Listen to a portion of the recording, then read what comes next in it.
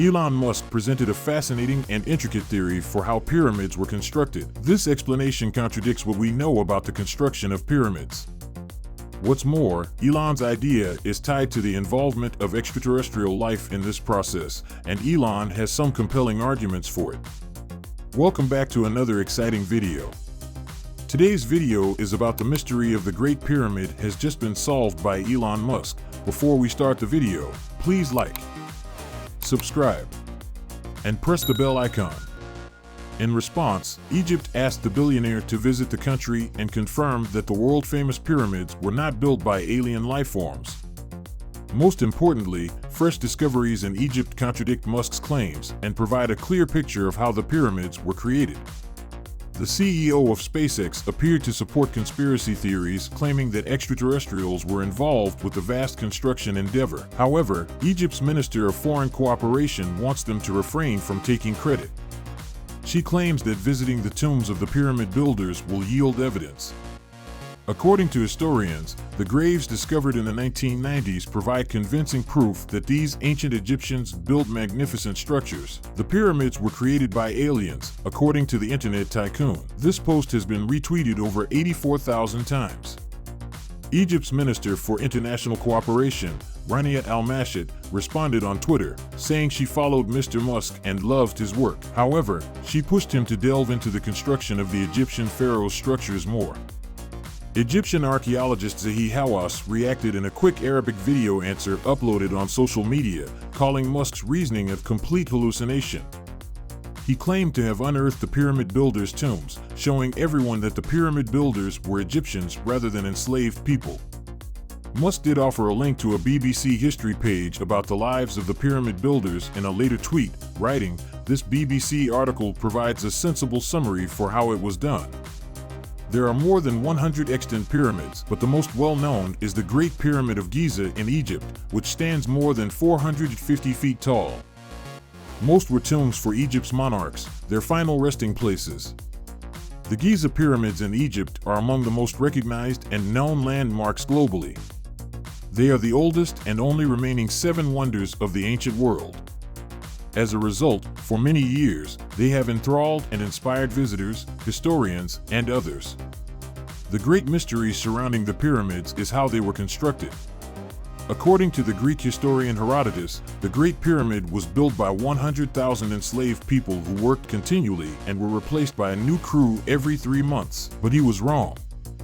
During the 4th dynasty, King Khufu, the Egyptian pharaoh who oversaw the construction of the Great Pyramid, did not have access to a large slave population. Furthermore, even if he did, 100,000 people could not have worked on one pyramid simultaneously. Although each archaeologist employs a different method to estimate the number of personnel at Giza, most agree that approximately 4,000 principal workers built the Great Pyramid. Furthermore, they would have had between 16,000 and 20,000 secondary staff to help them. This equates to 20,000 to 25,000 people working for at least 20 years. The workforce might be further subdivided into a permanent team of roughly 5,000 paid workers who lived in a well-established pyramid community with their families and dependents. Furthermore, 20,000 temporary laborers arrived in the area for 3 or 4 month stints and resided in a less developed camp established near the pyramid town. According to Hawass, there are no building secrets because the Great Pyramid was built with the tools accessible at Giza during the period. The earliest Peri also unearthed boldly depicted the transport of massive limestone stones from the Tora Quarry to Giza to construct the Great Pyramid of Khufu. The colossal Pyramid of Khufu is 146 meters tall and 6 million tons heavy, and it was believed that transferring the massive stones over wooden beam rails lubricated with gooey gypsum and mud was the most reasonable construction technique. It comprises over 2.3 million pieces of granite and limestone, weighing up to 80 tons. The blocks, however, are so closely packed together that a piece of paper cannot fit between them, and the structure is nearly precisely level and square. The pyramid, according to his idea, was most likely surrounded by a ramp. The pyramid's construction was led by a line routed by many holes approximately the size of massive plates, evenly spaced and parallel to the pyramid's boundaries, that snaked out of a neighboring quarry and covered all its sides. to provide even more consistency in development and precise alignment with true north.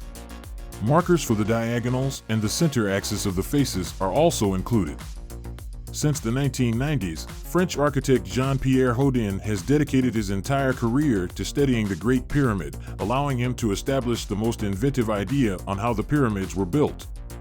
The Great Pyramid was built utilizing two spiral ramps, according to Houdini. The first was an outside spiral ramp that ascended about 30% of the way, and the second was an inner spiral ramp used to raise the large stones, the remaining 30% of the way to the summit.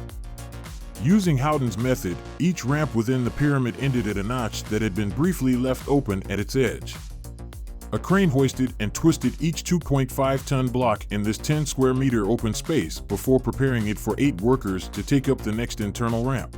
In 2008, Bob Breyer, a Houdini performer and a National Geographic film crew, investigated a curious room that could be the beginning of one of those internal ramps because it has a notch in the appropriate spot.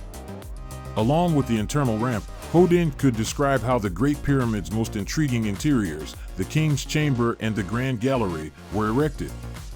A long pulley system elevated the massive granite slabs over the King's Chamber through the Grand Gallery. As a result, the Grand Gallery serves an important function. Signs within, such as hammered holes in the stone, lend credence to this theory. They are claimed to have contributed to the longevity of the pulley system. Houdin's hypotheses have various advantages. First, computer engineers used digital technology to validate the notion. They validated that the internal ramp makes logic and that Houdin's pyramid plans are mathematically correct. What's most surprising is that they employed a low-density scan of the pyramid to extract a spiral-shaped image to find proof of a ramp. They could be the remains of an internal ramp. This theory provides the most reasonable explanation for how the pyramids were built. According to another proposal Houdin constructed using his architectural model, the interior Grand Gallery chamber, which otherwise appears to have little utility, may finally have an explanation. He believes the gallery functioned as a counterweight trolley chute or guide. 5 60-ton granite beams were used to raise the King's Room. Houdin, Breyer, and the Dassault team previously stated that beam cracks discovered during construction were examined and deemed reasonably safe. The pyramid blocks, according to materials expert Joseph Davidovitz, were cast like modern concrete and are essentially a type of limestone concrete rather than carved stone. The valley south of the Giza Plateau, according to this theory, was used for soft-binding limestone with a high kaolinite content. The limestone was then crushed into a liquid slurry in massive gnarled-fed lakes. Lime, which is found in cooking fire ash, and natron, which was used for mummification by the Egyptians, were also included. The pools were then allowed to dry, leaving a damp, clay-like material in their stead. This wet concrete was delivered to the job site and set in reusable wooden molds. Thanks for watching the video. If you enjoyed it, please like, share, and subscribe to our channel for more exciting content.